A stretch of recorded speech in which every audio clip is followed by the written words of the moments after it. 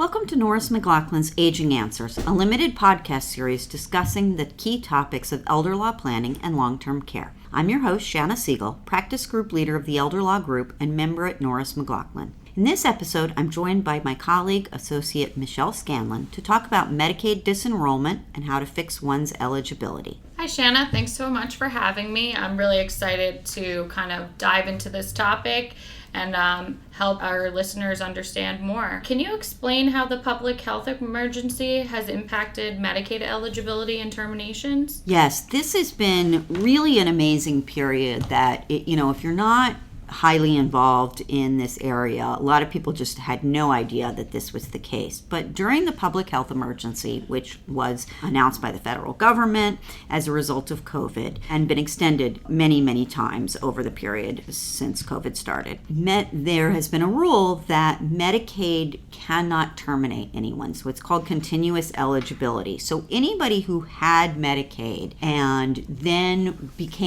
would have become ineligible, either as a result of inheriting money or otherwise coming into money, or even just other more technical reasons for becoming ineligible, the Medicaid agencies have not had the ability to terminate them. And as a result, we've really seen the Medicaid rolls expand greatly because normally, people come on, they come off. That's, normal over a period of time. You're eligible for a period and then you're not eligible. Or even if it's not a matter of eligibility, you don't do your paperwork in time, whatever. People lose their eligibility. But during this time, only people have been added. No one has been dropped. So now we're coming into a period where this is going to be ending soon. And so the federal government has estimated that as many as 15 million people may be dropped from the Medicaid rolls. So it's a huge issue. That's a staggering number for sure. It seems like it was definitely a necessary thing during this crisis that we've never experienced before. But do we have any idea when it will end, how it will end, how the state's going to handle this?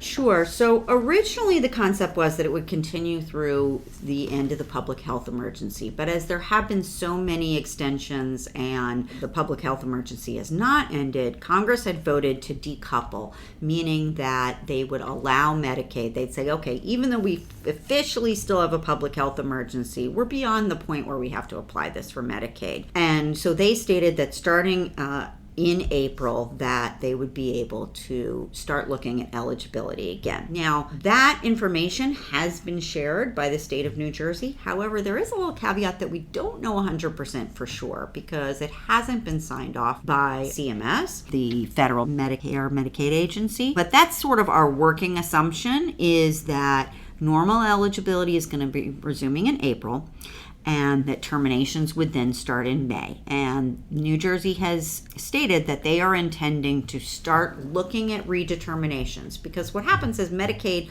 normally they look at eligibility every year and they do a redetermination to say, hey, are you still eligible? Well, they've been doing them, but they haven't done anything with it. So they've just been collecting the data. So now they're saying, okay, starting in April, we're going to have teams that are going to start looking at all of these eligibility issues, and then we'll start to send out notices that people are going to be terminated beginning as early as May 1st. That seems like it's going to be a fast approaching date. So is there anything beneficiaries should be, doing to ensure they don't lose this eligibility? Sure. So first of all, if they know that they have issues, they need to fix those right away, because obviously there's a huge backlog. Medicaid is not going to be able to look at every single application, every single redetermination in the month of April.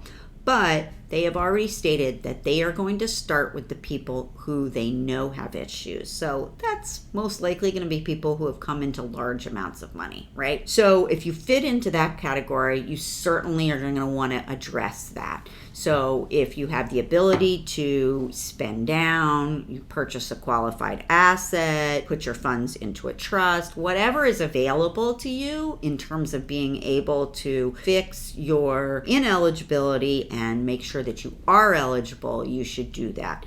Sometimes it's little things like, individuals they just got a little sloppy in making sure they were under the Medicaid amount. You've got an account that instead of having $2,000, it's crept up. It's up to, $4,000 or $5,000. You want to spend those funds on appropriate things and do an appropriate spend down prior to this period. So those are all things that you should be looking at. There may be other people where there's no way to make them eligible. They just really aren't eligible anymore. And those individuals really need to look at what their other options are. So they should be working with an attorney to say, okay, well, am I now going to be on Medicare? Should I get marketplace plan? Should I get, a private coverage? Is there another Medicaid program? I'm not eligible in the current program, but maybe one of the other programs is eligible. As an aside, there's a Medicaid workability. There's some changes to those rules. So that may be an opportunity. Maybe you didn't fit under the old workability, but maybe you will under the new. So there are a lot of things that can kind of look for in that regard. Yeah, you kind of alluded to a little bit of some, maybe we can highlight some key situations that have happened to people that would make them prompt to look for things like I know you mentioned an inheritance. Is there another kind of common situation that would be like a red flag for somebody to pay attention? Sure. I mean, one of the common things is if you had a house and that was an allowable resource, but then the house was sold, right? So now you've got this pile of money. Well, that's going to make you ineligible unless you purchase another house that you're going to live in, or you're able to put it into a trust. So that might be one option. There's also, again, a lot of little things. So qualified income trust is a tool that a lot of Medicaid beneficiaries have if they have income over the normal threshold. There are very strict rules around a qualified income trust, and it's very easy to just fall behind and not really follow those exactly perfectly. Well, now's the time to really make sure that that's all buttoned up and that you know exactly that the money is going in and out the correct way.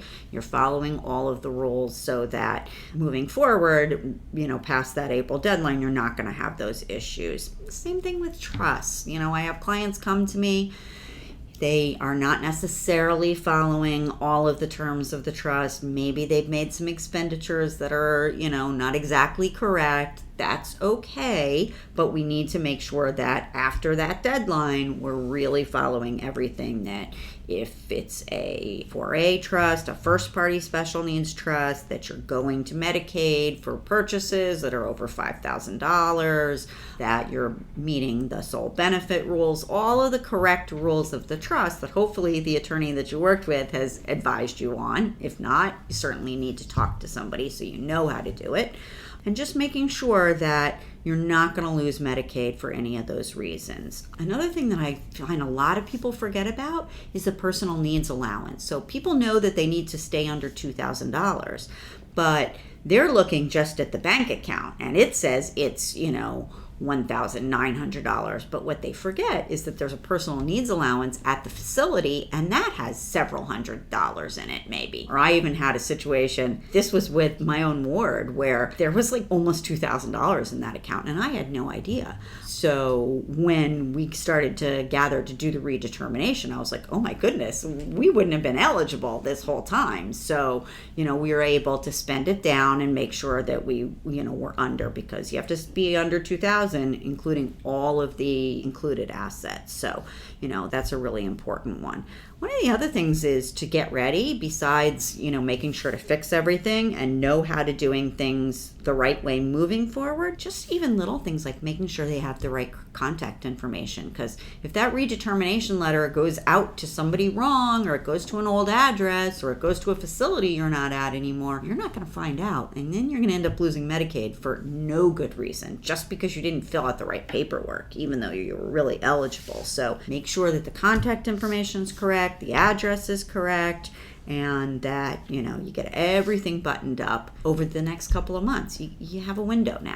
Yeah, take advantage of the window for sure. So I'm sure this sounds very scary to people and, sound like, maybe they were receiving a benefit they weren't really entitled to or something like that. Is there any kind of penalty or fine that anybody should be worried about from the state? No, that's actually one of the amazing things about this period. So normally, if you have inappropriately received benefits, so if you were on Medicaid and for whatever reason you weren't eligible, but you were getting it for a period of months and didn't know. Sometimes more than that. Medicaid can come back and they can recover. They can do an estate recovery against you for these inappropriately received benefits. And I've had clients, it could be hundreds of thousands of dollars because Medicaid has paid for care for a long period of time. During this period, if you were receiving benefits inappropriately, Medicaid does not have the right to come back.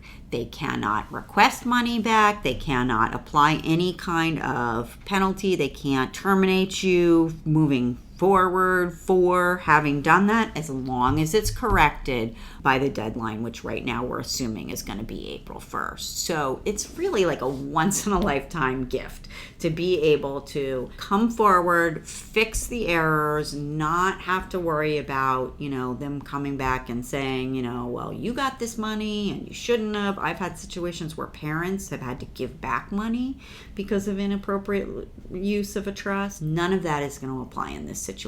So it really behooves people to go ahead, dust out, look through the closet, see what skeletons are there, deal with them, and then fix it moving forward. You're right. This is a once in a lifetime kind of opportunity here. Is there anything else we should be highlighting or, pointing out to people regarding this? Well, I think it's just important for people to think about, you may not even know that you have a problem. So it's good to really take that look. Maybe you didn't get good advice, or you did this all on your own and you're looking at kind of, have I been using this trust right? Have I not? Any of that. This is your chance to really learn how to do it right so you're not going to have any problems moving forward. So don't be afraid.